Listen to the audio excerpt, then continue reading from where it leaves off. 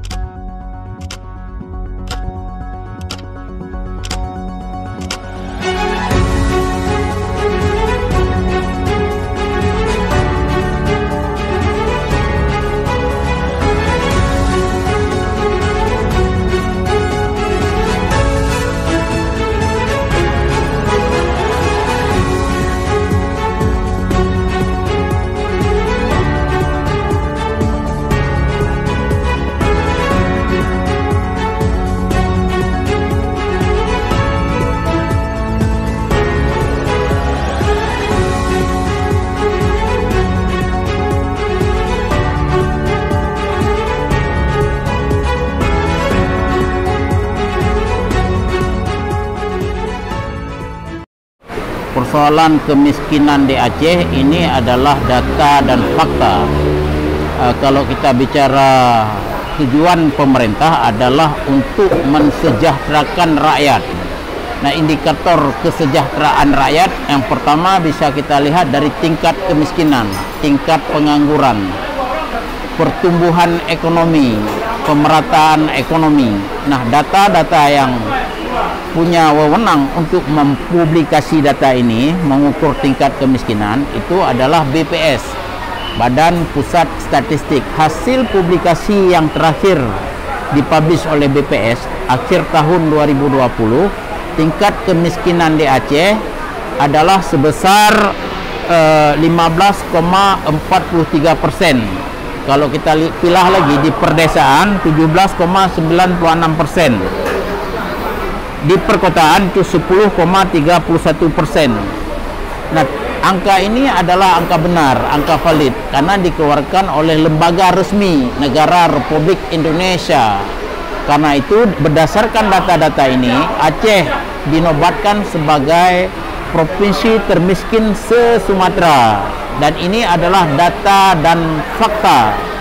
Karena data dan fakta ini, saya pikir pemerintah daerah perlu memperhatikan ini untuk mengambil kebijakan-kebijakan pembangunan ekonomi atau untuk mensejahterakan rakyat Aceh untuk tahun 2023. Nah, kalau kita lihat di Aceh ini, sumber daya ekonominya itu sangat melimpah ruah, baik sumber daya alam maupun sumber daya manusia. Karena itu perlu kita fokuskan ke sana. Sumber daya ekonomi di Aceh umumnya, masyarakat Aceh kan hidup di sektor pertanian umumnya. Yang kedua, yang di pinggir laut, mulai dari Kuala Simpang sampai ke Singkil, Sabang dan seterusnya, itu kan hidup di sektor perikanan di pinggir laut, baik perikanan laut, perikanan tambak. Kemudian di tengah-tengah kan umumnya hidup di sektor perkebunan.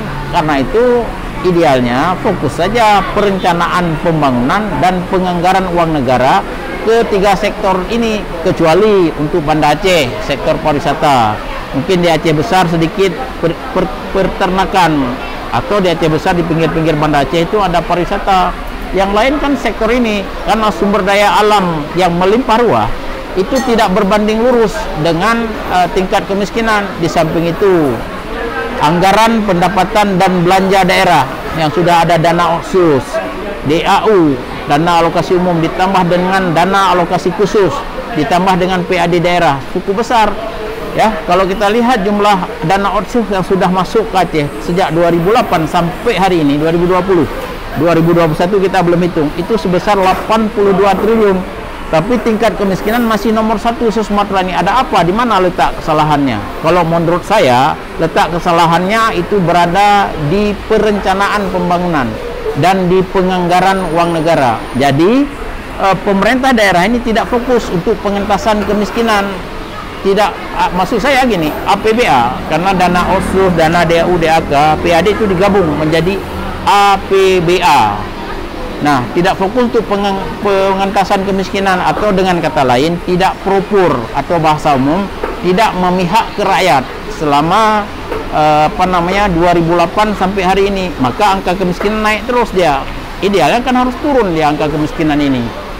Ada orang yang tidak percaya, ini kan data dan fakta yang berbicara. Apa yang saya ngomong ini juga data. Saya berbicara berdasarkan data yang dipublish oleh statistik. Jadi kalau ada orang ekonomi bicara tidak punya data dan tidak punya fakta, itu salah. Nah, dari data ini kita bisa menerjemahkan bahwa tingkat kesejahteraan masyarakat Aceh ini sangat rendah. Karena itu yang berlalu biarlah berlalu, ke depan jangan lagi. Jadi kita berharap bahwa APBA ini memihak kepada masyarakat umum atau propur, atau lebih fokus kita katakan untuk pengentasan kemiskinan. Nah, ini persoalan yang mendasar di Aceh ini. Kemudian siapa yang bertanggung jawab masalah pengentasan kemiskinan di Aceh? Kalau menurut saya ya top management. Top management adalah gubernur di sini, Nova Iriansyah, bertanggung jawab penuh tentang kemiskinan di Aceh. Mengapa saya katakan demikian? Karena gubernur adalah perpanjangan tangan pusat yang ada di daerah. Jadi gubernur itu punya wewenang yang sangat luar biasa. Luar biasa untuk mengatur semua untuk Aceh. Karena yang menerima DIPA di pemerintah pusat adalah gubernur. Walaupun ada 23 kabupaten kota. Karena itu saya menyarankan gubernur ini melakukan koordinasi dengan 23 kabupaten kota. Di samping itu APBA yang di tingkat provinsi juga harus fokus untuk pengentasan kemiskinan. Kalau tidak ada fokus untuk pengentasan kemiskinan, saya melihat tak mungkin turun angka kemiskinan di Provinsi Aceh ini. Ini adalah APBA yang sudah disahkan pada tahun 2021. Jadi 2022 nggak mungkin turun angka kemiskinan. Kalau tahun 2022 berpihak APBA ini ke rakyat, termasuk 23 kabupaten kota, baru turun angka kemiskinan. Idealnya kalau dia berpihak ke rakyat, angka kemiskinan pasti nggak stagnan, pasti akan turun dia.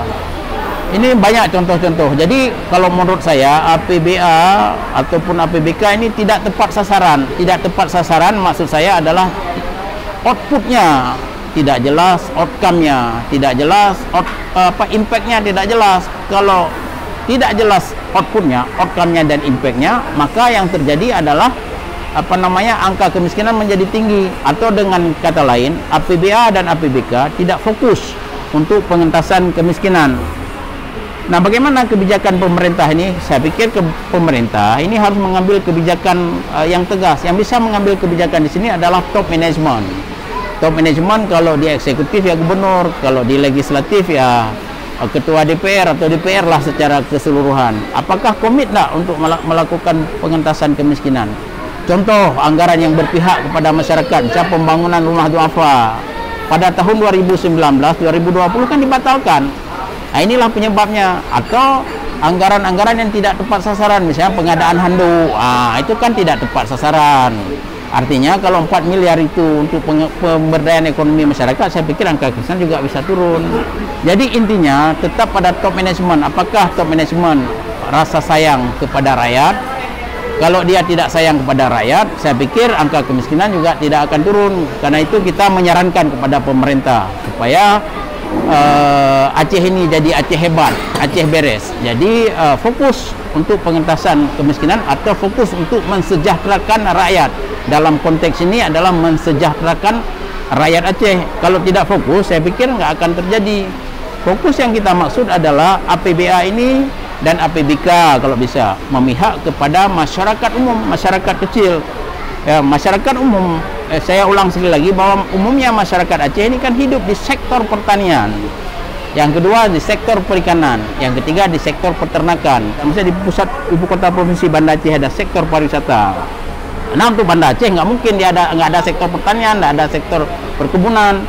Karena itu kita berharap perencanaan pembangunan dan penganggaran uang negara, karena dia sejajar dia antara perencanaan. Kalau sudah direncanakan pasti uang negara akan fokus ke sana, itu memihak kepada rakyat, sehingga angka kemiskinan tahun 2022 kalau 2021 dia memihak ke rakyat, orang 2022 akan turun angka kemiskinan. Sehingga kita berharap Aceh ini janganlah nomor 1 tingkat kemiskinan se-Sumatera, minimal naik kelas lah, kelas 3 nomor 3 se-Sumatera itu sudah alhamdulillah. Artinya sudah di atas rata-rata nasional sedikit. Jangan disalahkan COVID. Kalau COVID itu semua wilayah di Indonesia, 34 provinsi juga COVID. Di seluruh dunia, di mana di Jepang, di Amerika semua COVID. Jadi jangan cari-cari kesalahan. Jadi robah kebijakan pemerintah daerah untuk pengentasan kemiskinan. Nah, ini harapan saya ya. Jadi tetap saya melihat adalah di kebijakan pemerintah daerah yang tidak fokus untuk kemiskinan. Jadi tanggung jawab utama tetap saya melihat dari aspek manajemen tetap top management. Karena top management adalah perpanjangan pemerintah pusat yang ada di daerah. Jadi gubernur itu punya wewenang yang luar biasa ya, yang diberikan oleh pemerintah pusat untuk mengatur daerahnya masing-masing. Jadi kalau dia tidak teken APBA, pasti nggak sah APBA ini. Kalau dia sudah teken, berarti sudah sah. Jadi tetap di situ. Walaupun yang mengatur anggaran di daerah ini TAPA, tim anggaran pemerintah Aceh, tapi yang komandonya tetap kan gubernur. Ketua TAPA memang sekda, ditambah dinas keuangan. Karena itu saya berharap begini.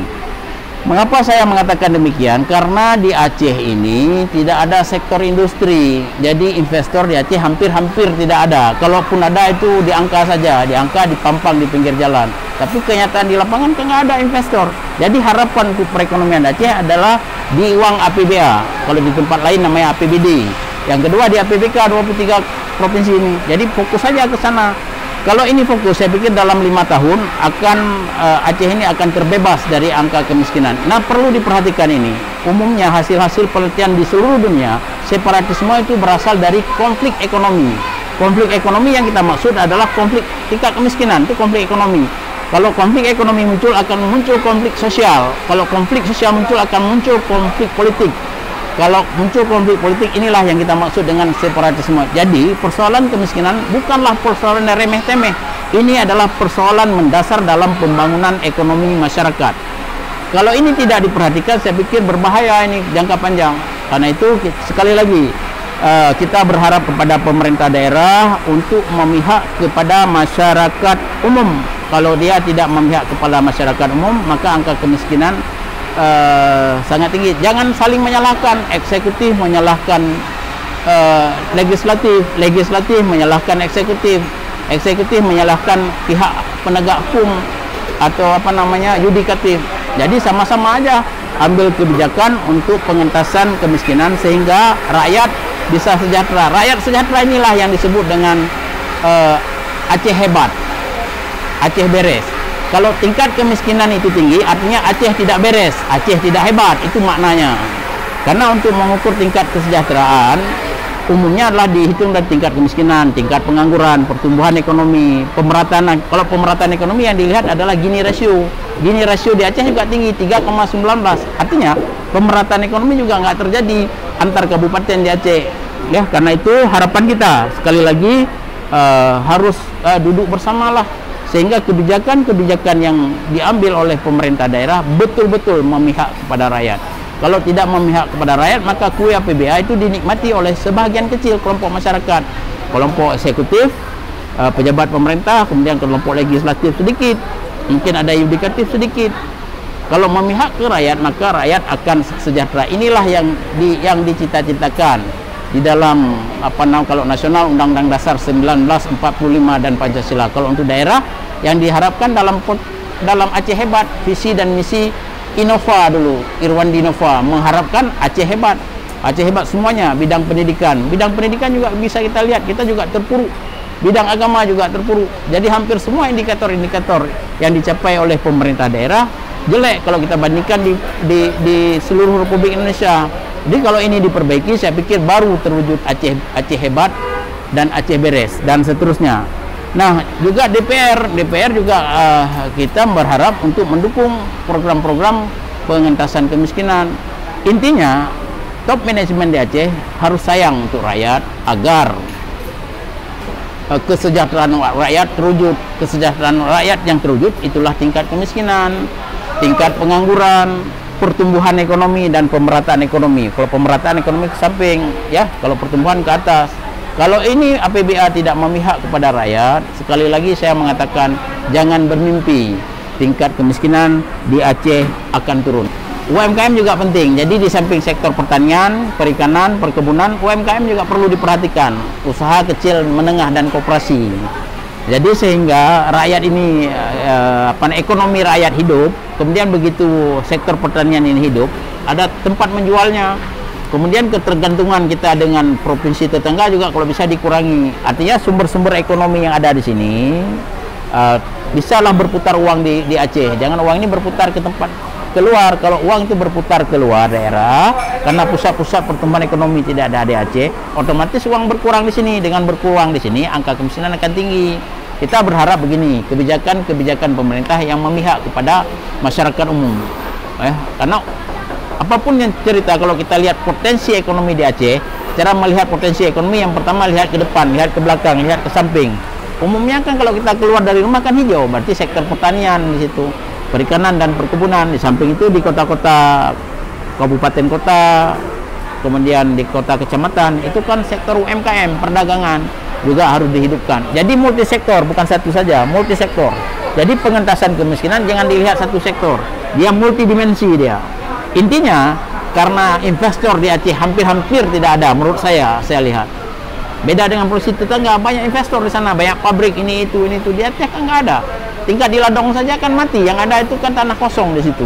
Karena itu kita berharap sekali lagi APBA ini memihak ke rakyat, hidupkan sektor ekonomi rakyat, yang terutama di perdesaan. Kalau di perkotaan tingkat kemiskinan itu sudah di bawah rata-rata nasional. Ingat saya di perkotaan itu, kota misalnya Banda Aceh, Luk Semawe, Biren itu 10,3%. Yang paling parah itu di perdesaan 17,96%, hampir 18%.